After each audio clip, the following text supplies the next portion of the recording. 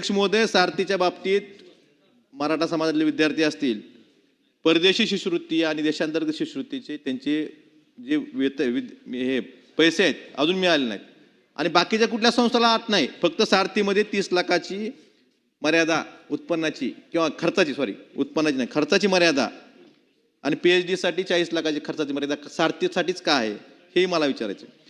बाकीच्या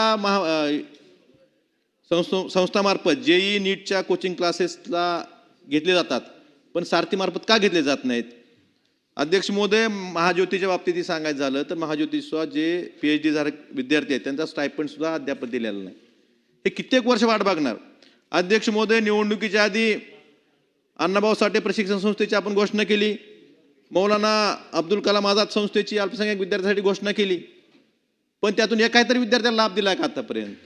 फक्त निवडणूक आली म्हणून जशी 17 महामंडळ आपण घोषणा केली तशाच या संस्थेची घोषणा केली, पण अंमलबजावणीच्या बाबतीत काय का केली नाही?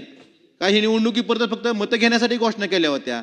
फक्त आता 1 वर्ष होत आले निवडणुकीला. अध्यक्ष महोदय, कमीत कमी आता तरी त्याचं काम चालू केलं पाहिजे. ते विद्यार्थी वाट बघतायत कधी चालू होतंय, पण हे होत नाही.